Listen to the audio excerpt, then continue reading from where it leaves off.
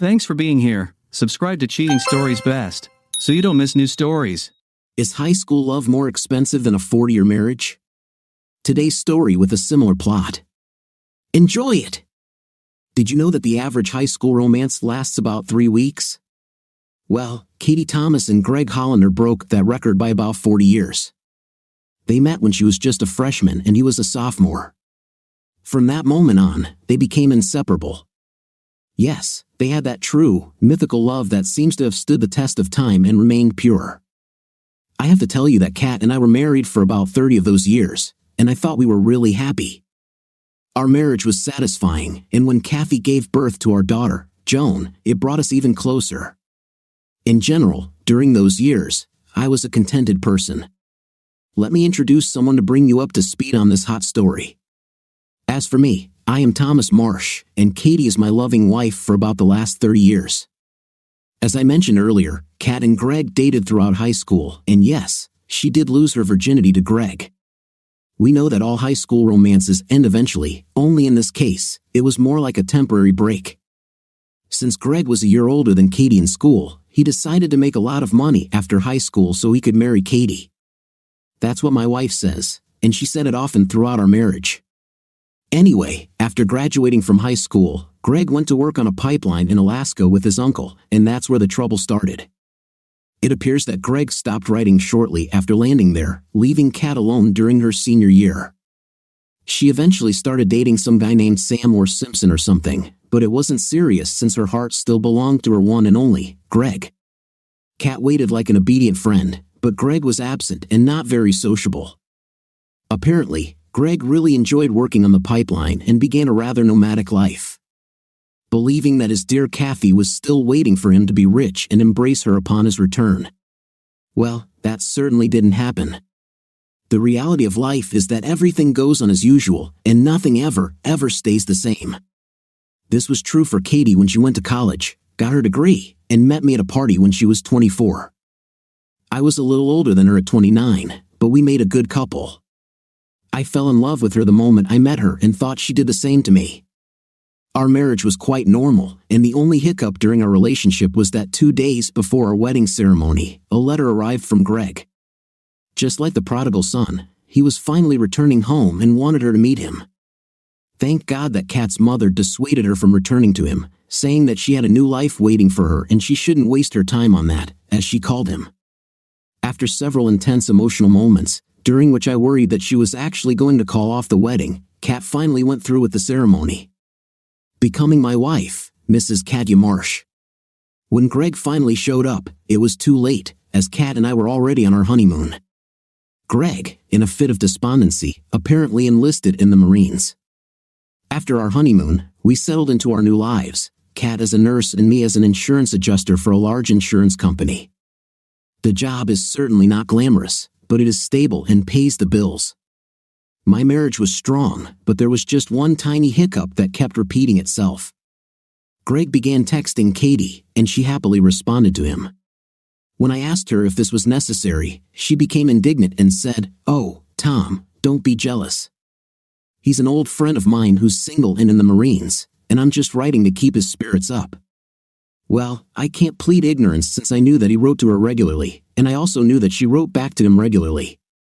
Neither her family nor I could convince her to stop writing until she received a letter saying that he had married a girl where he was stationed. This stopped the correspondence, and my peace of mind returned. Over the next 3 years, I think she got 3 Christmas cards from Greg, and that was it. During this break in correspondence with Greg, our daughter Joan was born. With our baby in hand, Kathy and I came together like a team of mules and worked hard to build a house and farm so Joan could have a good life. Yes, life was good in those days, and we both worked together to raise and care for our child. But as always happens, something comes along to spoil it. One day, Katie received a letter from Greg. She never talked about it, but I noticed that our stamp consumption started to increase after that. I concluded that she was writing to Greg again, but I ignored it. After all, he was out there making the world safe for democracy, and I was here keeping my family's world safe from W. If they wanted to write to each other, that was really their business, no matter how I felt about it. Eventually, Kat started sharing with me some of the information she had gotten from Greg. He divorced his first wife, but now he had another. He saw battle and was apparently highly decorated. I listened with half an ear, but Kat spoke with pride for her soldier. I corrected her by saying that he would be upset if they called him a soldier since he was a Marine. Katie giggled sweetly and said, "Oh, I think I better watch this." Watching her talk about him really depressed me, but I hoped that someday she would finally forget about him and focus on her family. Well, she never did. Greg had served in the Marines for 30 years, been married and divorced 3 times, and now had enough medals to make General Patton jealous. I realized with horror that while Greg had become more charming to my wife over the years, I had only grown older and more predictable. My only hope was that Greg, when he was discharged from the Marines, would live somewhere far away from us. Unfortunately, he didn't, and that's where we are now. Joan, our daughter, is grown up and now married to a great guy, Frank Campbell. Another great news is that they are expecting their first child. I am now 60, and I'm looking forward to the magical number 65 so I can retire and spend my last few years in peace and tranquility. Katie still looks great and could still make my heart skip a beat. Little did I know that the peace of my life would soon be a thing of the past. It was Thursday when I returned home to find Kat dressed to the nines, telling me we had a dinner reservation at 7. At first, I thought I had memory loss and missed an anniversary or birthday, but after doing a few quick calculations, I realized that wasn't the case. Well, I played along and went to our bedroom to clean myself up and try to look in about the same league as Kat. Dinner was excellent, and the restaurant was packed, which made me think Kat had something else on her mind other than just good food.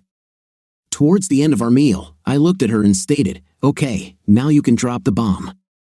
I'm in a good mood and won't make a scene. One of my quirks is that I will never get angry in public. Working for an insurance company, you never lose your cool where it shows, and that kind of spilled over into my personal life." Kat knew this, and over the years, whenever she had something to say that she thought would upset me, she would simply take me out into a public place to break the news. Tonight, I felt it was bad just by looking at her face. 30 years together, and you will learn how to read your soulmate. I had bad feelings all over the board tonight, and I just knew it was going to ruin my night.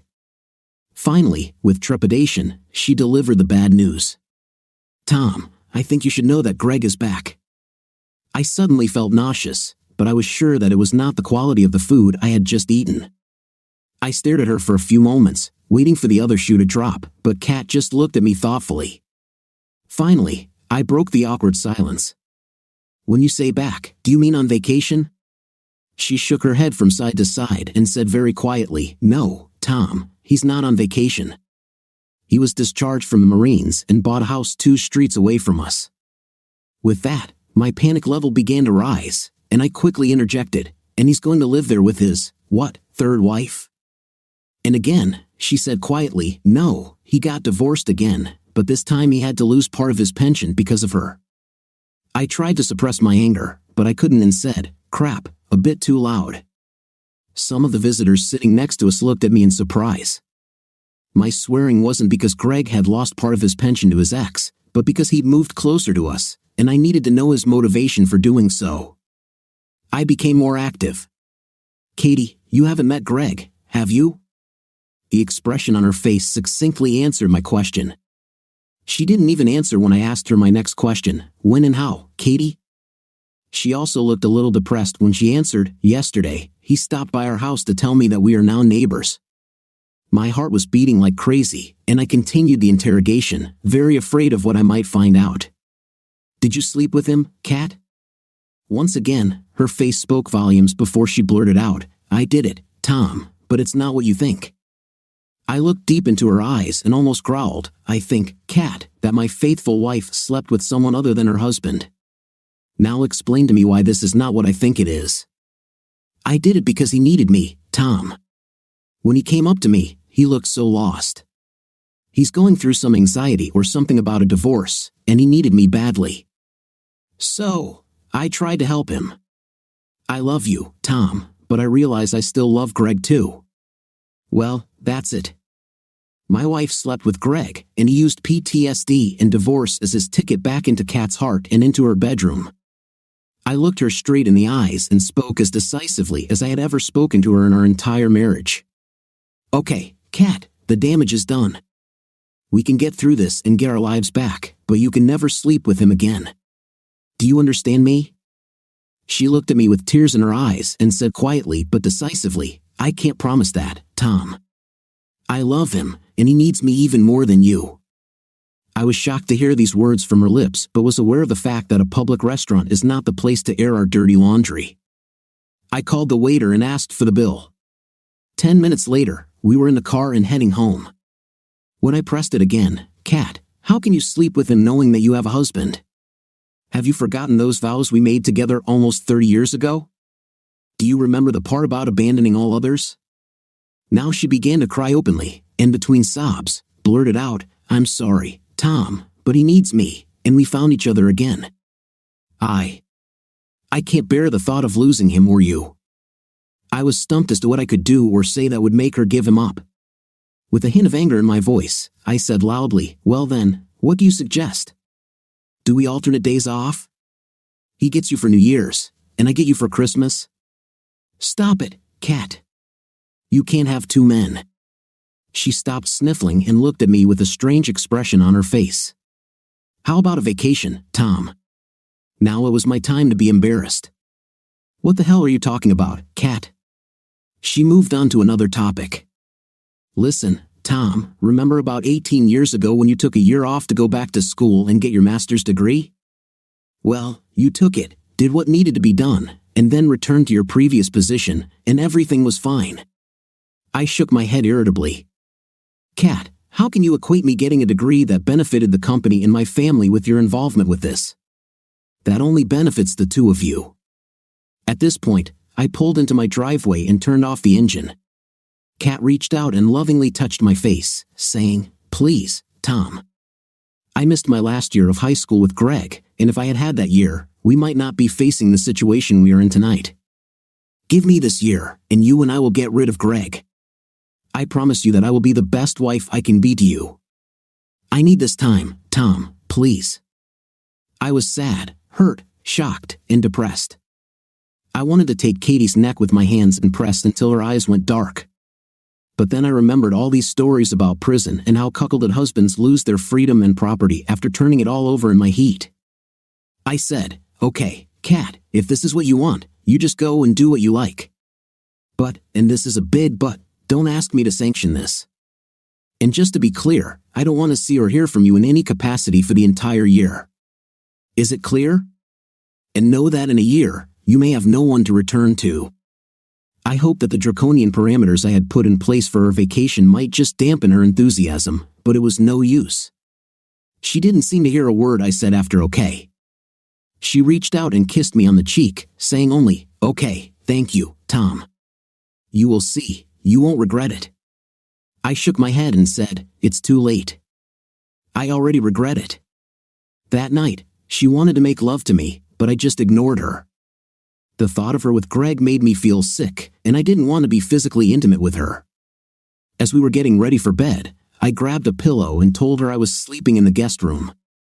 I saw that this really hurt her, and I was glad because maybe now she would reconsider what this vacation would lead to. The next morning, I woke up and prayed that last night was just an aberration and that Kat would think differently in the light of day. I was wrong.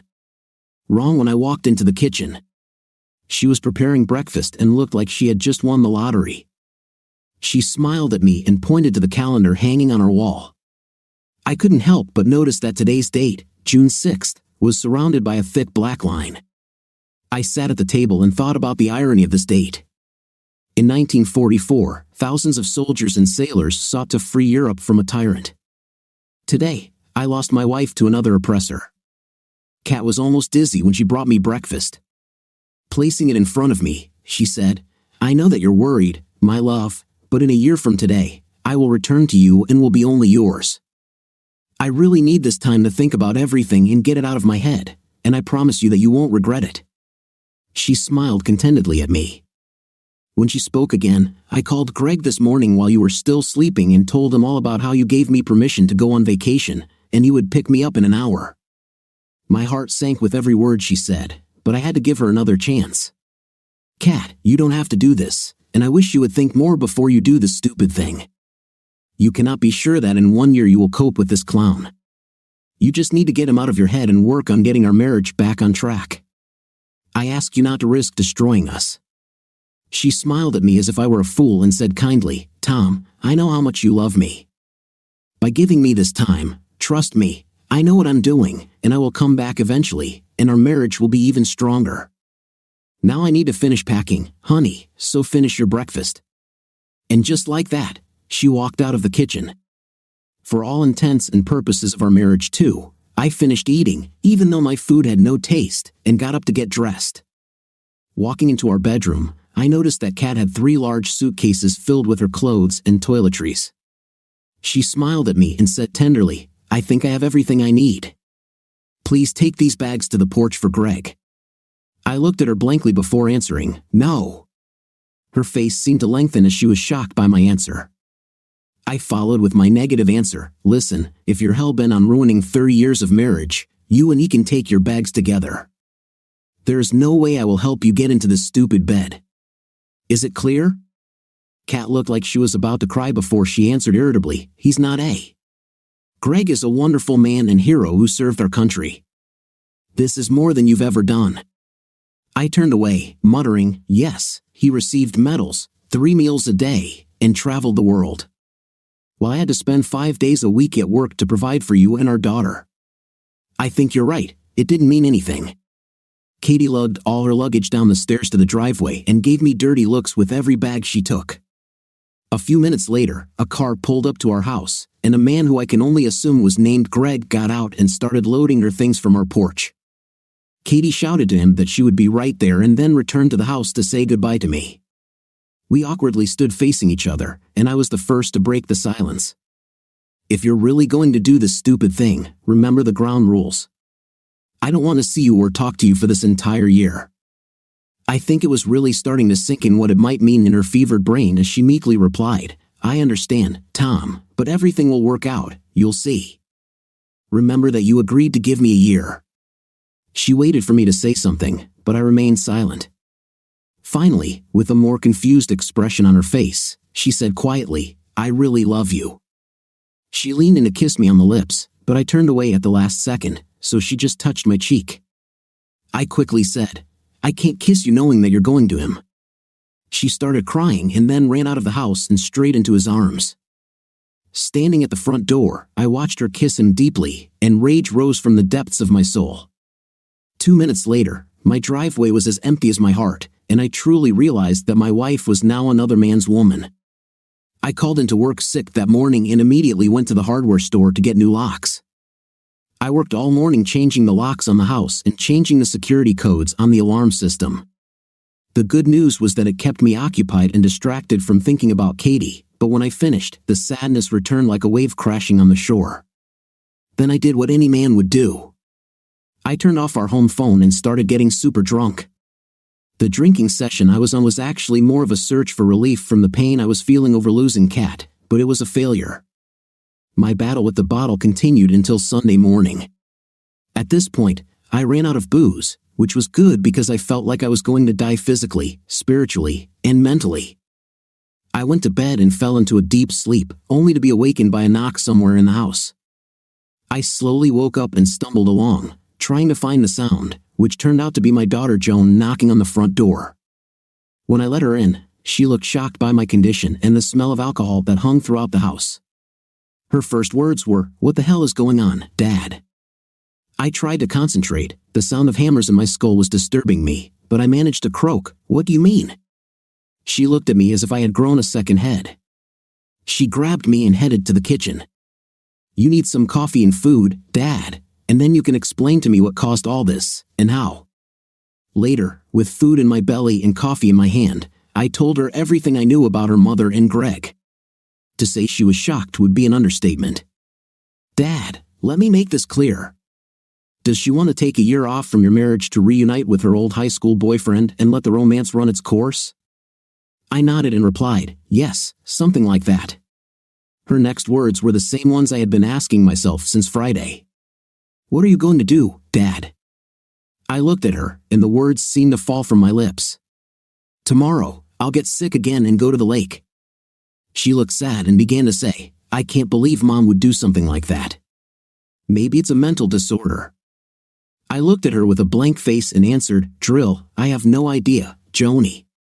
She looked at me with a sadness that I had never seen on her face before. I don't know what to say, Dad.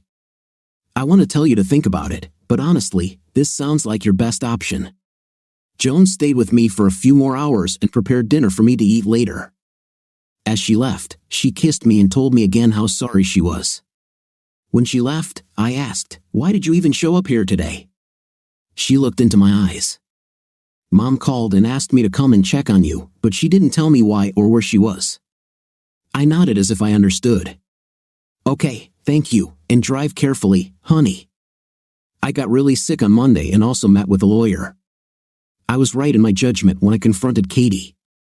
As a result, although the divorce was a decisive blow in my favor due to my spouse's refusal and it could prevent her from receiving half of my pension, other marital assets were still in play. Now I know for sure that taking a year off from Katie could be a good opportunity to liquidate those assets. The next 3 weeks flew by quickly. I was really surprised how quickly I adjusted to being alone. The positive thing is that I realized that I felt a weight lifted from me because I no longer felt responsible for another person. The downside was waking up alone and going to bed alone. I didn't see or hear from Katie until mid-July. On Saturday, I went for a few drinks at Flynn's, an upscale tavern in our city. I was sitting at the bar when they walked in, holding hands like two teenagers in love. They were so passionate about each other that they didn't even notice that I was sitting at the bar. As I watched them, I paid particular attention to Greg. He was muscular and moderately attractive, and I could understand what Katie saw in him. But he seemed to dominate her while she seemed to cater to his every whim. He spoke, and she listened, looking into his mouth. As she stood up to go to the ladies' room, she finally saw me sitting at the bar and gave me a shy smile. Coming out of the ladies' room, she hesitantly approached me. Hello, Tom, how are you doing? I wanted to tell her to get out, but I maintained my manners and replied, Oh, about as good as you can expect when your wife of 30 years just leaves you for some scumbag. What else can I do for you? She seemed confused by my sarcastic response, but stood her ground. Tom, I need to get into our house.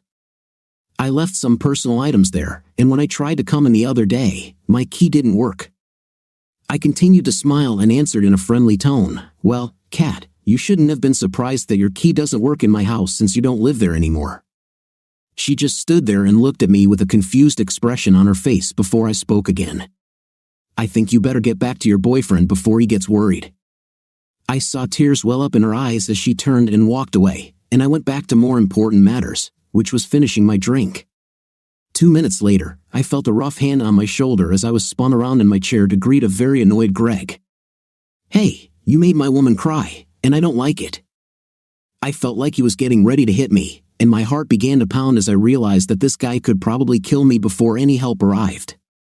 With more conviction than I felt, I went on the offensive. You are talking about my wife, not your woman. And since you stole her, you have nothing to say about what happens between the two of us. Now, I'll tell you straight, you can hit me and impress her, but what impression will the cops make on you? I could see the wheels turning in his head, and I knew that Greg was not one of the world's great thinkers, but it encouraged me enough to continue my verbal attack. Now, you have two options. 1, hit me and spend a couple of years in prison, or 2, get out of my sight and go sit on your stupid 5th place.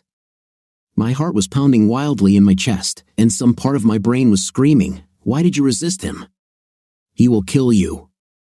But I maintained a veneer of bravado as Greg stood there considering his options. Luckily, at that moment, the manager came over and asked what the problem was. Greg looked at him belligerently before answering, No problem, turning and slowly retreating toward Katie. 5 minutes later, they paid the bill and left. Driving home that evening, I wondered what personal items Katie wanted from the house and decided to find out. I spent about 3 hours unsuccessfully rummaging through closets and drawers until I pulled the boxes out of her bureau. Under the boxes were letters from Greg addressed to Katie. As I read them, it became very clear to me that this year with Greg had been in the works for a very long time. One letter, dated 5 years earlier, stated, it was a relief to know that you still miss me as much as I miss you. When I get home, I want us to be together, so you will have to find some way to get rid of this weakling of a husband of yours." Reading them all was like reading a trashy novel. Most of them described either what he intended to do to Katie or what they did in high school. By the time I finished, life without Kat became much easier. I didn't see or hear from Kat until September 1st, which was my birthday. When I came home from work that day, I found a covered pot on the porch and a happy birthday card. I took them inside, where I discovered that she had prepared a stew, which was my favorite dish. The card was supposed to wish me a happy birthday, and she wrote in it, "Tom, I know we're not supposed to communicate. But I couldn't just ignore the birthday of the person I love so much. I dream about us at night, my love, and I know that when this year is over, I will be completely yours, and you will be gone. Please never stop loving me or abandon us, Kat." My daughter Joan has been keeping an eye on me quite closely since Kat left and called me on my birthday.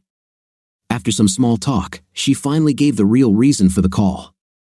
"Dad, you know that my due date is in 3 weeks, right? How could I forget the birth of my first grandson?" "Yes, I know, honey. You and Frank must be so worried." A brief pause in the conversation alerted me to a potential problem. When she spoke again, "Dad, Frank and I went to dinner with Mom and Greg. Mom wants to be there when my baby is born, and she wants Greg to be with her. I know you and Mom agreed that you won't communicate for a year, but can you make an exception for me just one time, please?"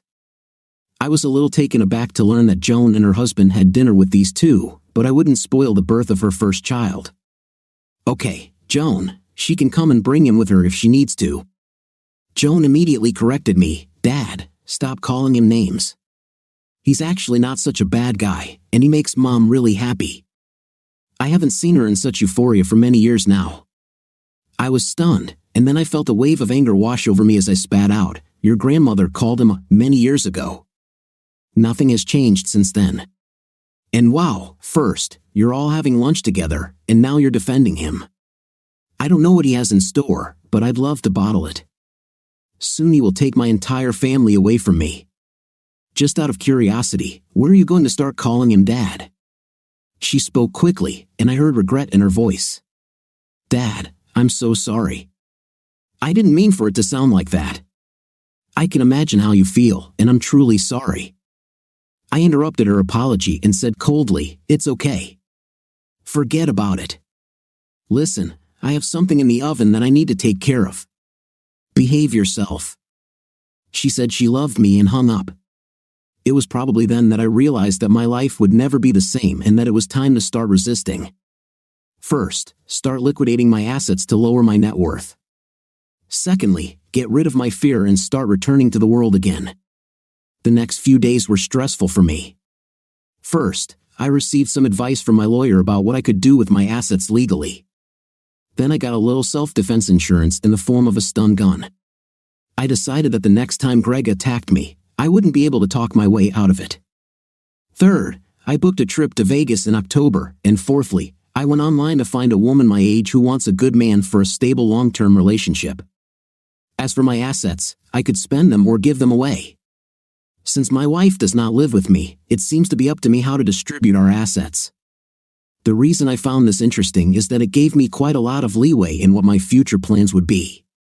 When Joan gave birth, I was at work, and my secretary answered the phone.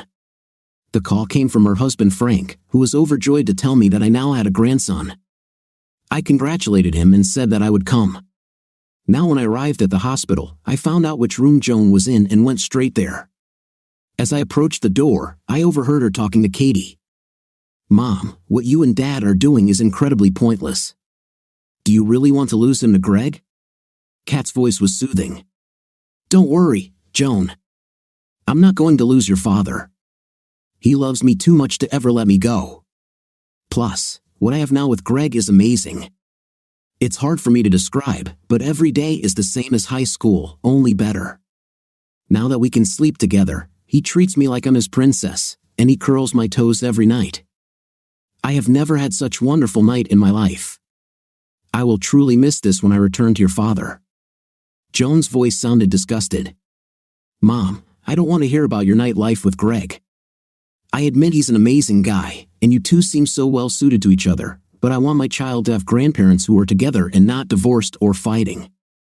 Please, Mom, you have to go back to Dad, and you better do it before it's too late. He may be boring and predictable and definitely not in the same league as Greg, but Dad will always be there for you. Greg is without a doubt a dreamboat, but sooner or later, all boats sail. On the other hand, Dad is a rock. He will never leave you if you do everything right. Beg him on your knees if necessary, but make him take you back. She was silent for a moment before she passionately pleaded, Mom, don't wait too long, or I'm afraid you'll lose him. Kat's voice once again showed how wrong she really was. You don't have to worry about your father and me. When the time comes that I'm done with Greg, he'll gladly take me back. Joan's voice was very skeptical. I understand that you think you know Dad, but I've seen and talked to him, and he's definitely changing and not for the better. It seems he seems bitter and more distant since you left him. Are you really willing to risk 30 years of a good marriage to be with your high school sweetheart? I had heard enough, so I chose that moment to enter the room and shouted with a forced smile, Hey Mommy, congratulations on your new son. You two parents must be thrilled. I walked over and hugged Joan but pointedly ignored Katie. I know it was immature to ignore her, but it was getting easier in my life. Katie gave me a dirty look, but Joan was delighted as she asked, Have you seen him yet, Dad? I shook my head. No, baby, I just came to see how you were doing. Finally, tired of being insulted, Katie intervened in a less than cordial tone. Hello, Tom. How are you doing? I looked at her for a moment and didn't answer, then turned my attention back to Joan, asking her about the birth and the baby's name. At the last question, Joan's face lit up, and she exclaimed joyfully, Frank and I both agree that we want to name our baby Thomas after you, Dad. It was at this point that Katie solemnly left the room, telling us she was going to see the baby. When she left, I took Joan's hands and held them as my tone of voice became serious. Joan, you already know that your mom and I probably won't work out. I saw that the truth of my words hit her hard. No, Dad, don't think so.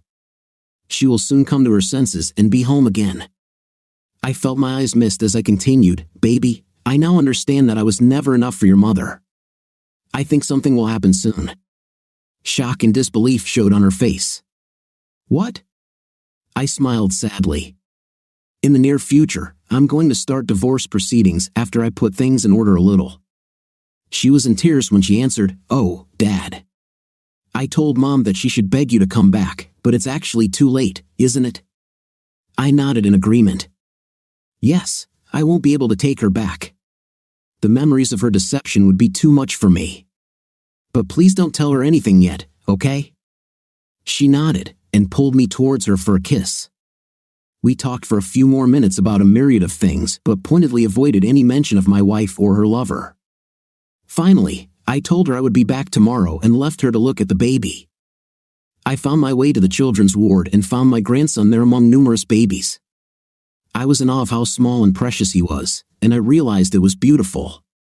Frank immediately walked towards me, standing between me, Katie, and Greg, with a smile on his face. Frank handed me a cigar. Here, Dad, smoke to celebrate. I put the cigar in my pocket and patted him on the back. I'll leave this for later, son. Thank you. Looking at my wife and her lover holding hands like two children, I felt sick. Listen, Frank, I'll be back tomorrow when it won't be so crowded and the air will be cleaner, if you know what I mean. Frank smiled knowingly. I completely understand you, Dad, and I don't blame you at all. As I was about to leave, Kat shyly called out to me, God, Tom, it seems like just the other day we were bringing our baby home, and now it seems so strange that our baby now has his own. I don't know where the time went, but it went too soon. I looked at her, still holding hands with Greg, and left the room without saying a word. She looked puzzled as I left them standing there. October came, and it turned out to be my best month since Katie left. I went to Vegas with the intention of hitting the tables and losing as an excuse to reduce our joint assets. But what made the trip so enjoyable was the woman I met while I was there. Her name was Miranda, and she was a mature woman of about 50. I was surprised that she was still in the profession, but she said that many men want an older woman, and in my case, she was right. Miranda was expensive, but she made me feel more alive than I had in years. For the first time since she left me, I didn't really miss Kat at all. Miranda was good both in and out of bed and seemed to take an interest in me, asking me for all the information about my soon-to-be ex-wife and her new lover. Before the night was over, she knew as much about me as I did. Miranda was stunned by my story, and leaving that evening, she gently stroked my face. "Tom, I've only known you for a few hours, but I want to tell you something. You're a good person, and that doesn't come around very often, believe me because I know what I'm saying. I've seen and been with thousands of men, and I can count on the fingers of one hand the ones I really liked and respected. You are one of them. Your wife has no idea what she's missing. However, don't let her actions and stupidity change you, and if you ever come back to town, give me a call because I'd really like to see you again." Miranda in Vegas left me more confused than I was when I arrived. I thought about Miranda's words and realized that she was right. I was going to take revenge on Katie for betraying me, even though she had been a good wife and mother for 30 years before the betrayal. No, I will not leave this marriage a ruined person. When I returned from Vegas, I told my lawyer to start preparing divorce papers. I also decided that I needed to find out a little more about Greg Hollander. On the recommendation of my lawyer, I hired a firm to find out his history from high school to the present. The company was expensive, but I didn't care since half the money would come from Katie's side. The firm was also reputed to be very thorough and assured me that they would have all the information I requested before Christmas. I also asked my boss about moving to a branch office of our company. At first, he was shocked because I always said that I would never move, but that was when I still had a family. He told me he would make inquiries and let me know. Thanksgiving was the next hurdle I had to overcome. Joan called me about a week before the holidays to ask if I would have dinner with them. When I asked if her mother and Slug would be present, she hesitantly answered yes. When I heard this, I firmly told her no and hung up. Surprisingly, my brother-in-law called me next. Frank called my office and asked for a meeting.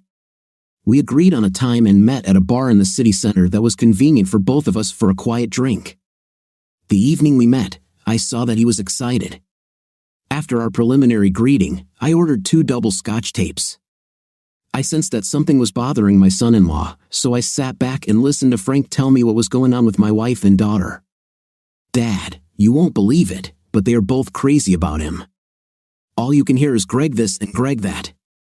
You could have sworn he was that guy from the beer commercial, you know, the most interesting man in the world." He paused to take a sip of his drink.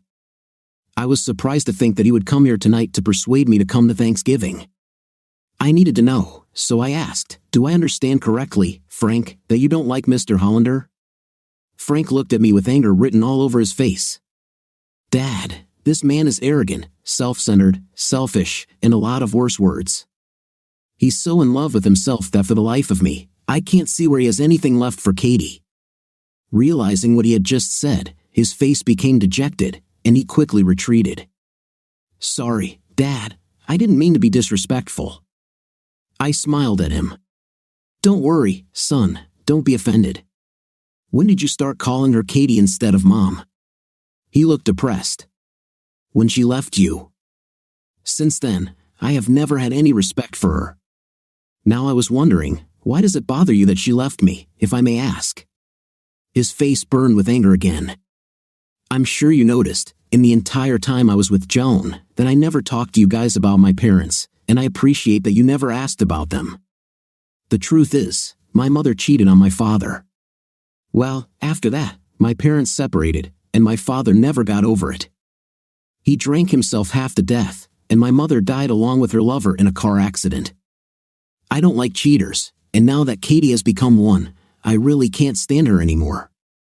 I'm pretending to be Joan, but I'm worried." I had never known about Frank's parents before and felt his pain, but I was also puzzled by the source of his anxiety. "Frank, you say you're worried. What's bothering you, son?" He took a long sip from his glass and ordered another, then turned to me. "I'll probably piss you off when I tell you this, but you asked it yourself. The old saying, like mother like daughter, scares me. If Katie has turned into a cheater and keeps telling my wife how great it is, how long do you think it will be before Joan gets the idea to try some new man too? My eyebrows raised at this. I think I understand your point of view. I joined him and took a long sip of my drink, contemplating my next move. Listen, Frank, don't be discouraged. I have a few surprises in my pocket, and I think things may start to change in the new year. I also want to tell you, strictly between you and me, that I have some plans that should make it a good Christmas for you and Joan, but not for the others, if you know what I'm getting at. Frank smiled for the first time since sitting at the bar and spent the next 15 minutes questioning me, to no avail.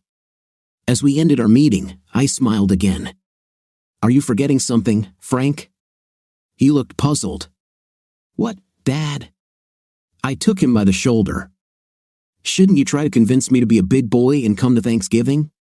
Frank's smile spread across his face like a flooding river. Sorry, okay, will you come to Thanksgiving, Dad? I shook my head in response. No, but I appreciate the invitation. Joan called me twice more before Thanksgiving to beg me to come, until I finally put it into perspective. Look, Joan, when your mother left me because of this last June, I told her there would be no contact between us for the year she wanted to end our marriage. I have already broken this rule once at the birth of little Thomas, but I will not break bread with them, is it clear? The holiday came, and I ate a frozen dinner. I was lonely and sad, but I was in a better place than if I had to watch Katie and Greg make eyes at each other. December arrived, and with it, the specter of yet another family holiday. I was afraid of this, but I knew that it would be the last thing I would have to endure. December turned out to be a fruitful month. First, the company offered me a position in Spokane, Washington, starting in January, if I was interested. I told them yes. Secondly, the private investigator's report on Mr. Hollander came in, and it was amazing. Apparently, old Greg had 3 wives, all of whom divorced him for adultery. Add to this 2 children from women other than his wives for whom he was still paying child support, and the fact that his last wife received half of his pension in the divorce. The cherry on top of this spoiled ice cream was that Greg was transferred from E8 to E6 during his last year in the Corps. In short, his financial and moral situation seemed rather weak, not to say very bad. The latest good news is that Katie will receive her divorce papers on the first business day after Christmas. Yes, now I felt the old holiday spirit flowing through me. I called Joan and asked her about the plans for Christmas, and she again begged me to make it a real family affair. I asked if Greg would be present, and Joan got angry at me.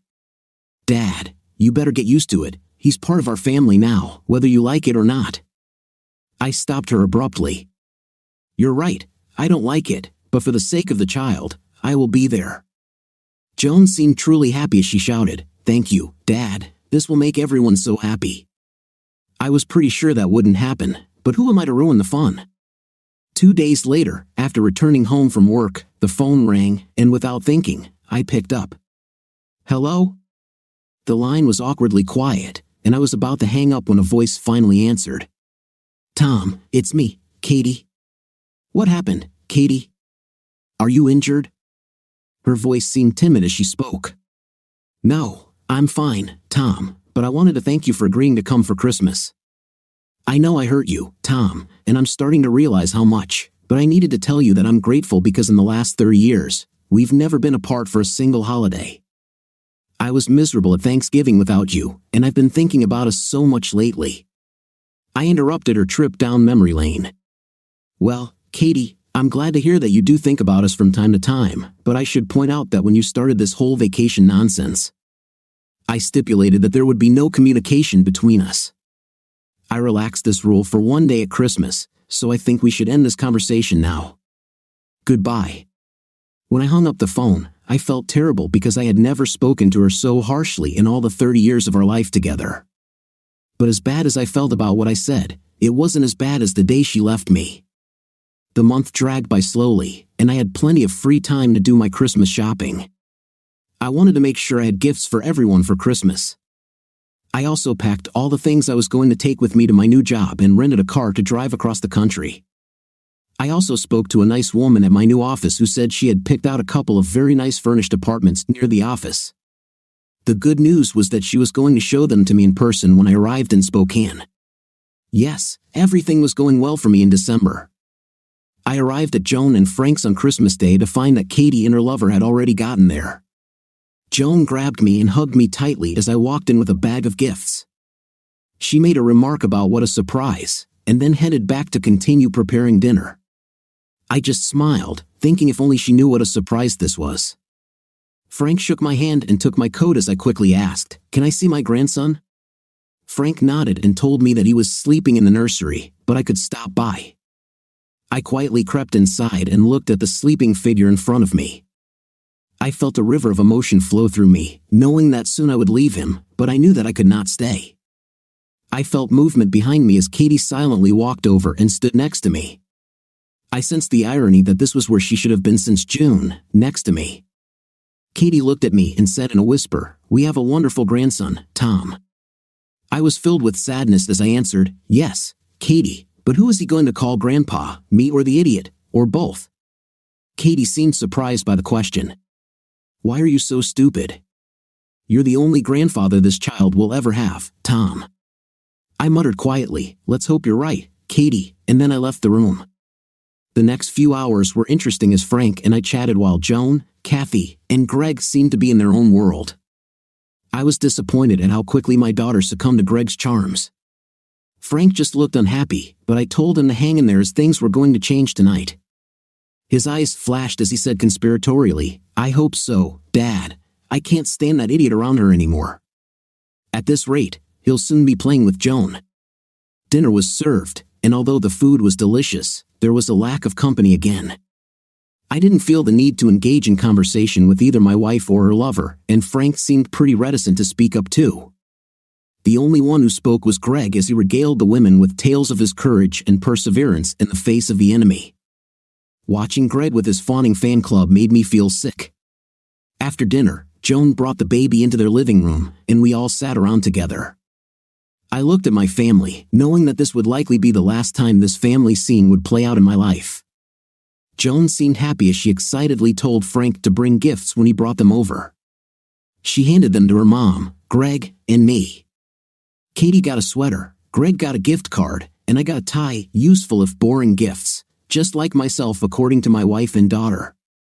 When Frank, Jane, and the baby opened their gifts from Kathy and Greg, Joan smiled and laughed, but Frank acted polite but distant. Once everyone had finished opening their gifts, the room became a little quiet as they looked at me and my bag of gifts. Finally, I broke this silence by saying, "I want to end this wonderful weekend by giving you all the gifts you deserve on this holiday." I stood up to grab the bag I had brought and handed Frank and Joan a large envelope wrapped in nice holiday paper. Joan tore the paper off the envelope while Frank stood and watched. When Joan took out the papers contained in the envelope and looked through them, she screamed with joy when she realized what it was. Katie shifted in her chair and seemed eager to find out what the papers contained. Joan wasted no time in bringing her up to speed as she shouted, "Oh, Mom. Dad gave us your house for free and without a mortgage. Now we can move out of this rental, isn't that great?" Katie's face seemed to fall as she looked at me with concern. "Why did you do this, Tom? Where will we live?" I gave her a venomous look that I hoped would reach her heart. "Don't worry, Katie, I've thought of everything. Here, this is for you," and I handed her the card and the wrapped box. There was a look of timid hope on her face as she tore open the brightly colored paper and found a bracelet in the box. When she pulled it out with surprise written all over her face, I said, "Look at the inside, Kat. I wrote this." I noticed that Greg didn't seem very happy that I gave her a gift. She slowly turned it over and saw the words, "Thank you for the best 30 years of my life, Tom." I looked at the idiot, but he was still frowning at my gift. Katie looked confused. "Tom, thank you, dear, this is quite beautiful, but you forgot to write, 'with love.'" I smiled. "I didn't forget it, Kat. I just didn't want to lie. I have been steadily losing my love for you these past few months. This bracelet is my way of saying goodbye and will be a reminder of what you gave up for your freedom. I also need to tell you that you will be served with divorce papers on Monday." I clearly heard Joan take a deep breath, and Katie's face contorted with disbelief and despair. I nodded at the postcard inside the card. I tried to express my gratitude for the fact that you gave me so many wonderful years and a wonderful daughter. There's also a check for half of our liquid assets, of course. There are not so many of them, $195, but I spent it during your absence. The house was mine to give to my daughter when you voluntarily left your marriage, but that's all explained in the card too. I looked at Greg and thought about the volcano that was about to explode. This gift is more for you too. I handed another large envelope to a clearly shocked Katie. Inside is the full story of what your lover has been up to since you broke up in high school. I think you will find this a fascinating read. Before I could finish my sentence, Greg roared at me, growling menacingly, "I'll kill you, you son of a..." Greg never actually managed to hurt me, as he hit the floor hard when my stun gun hit him. Jones stood up, as did Katie, and I tossed him one more time before Frank nervously intervened. "You better not do that again, you might kill him, Dad."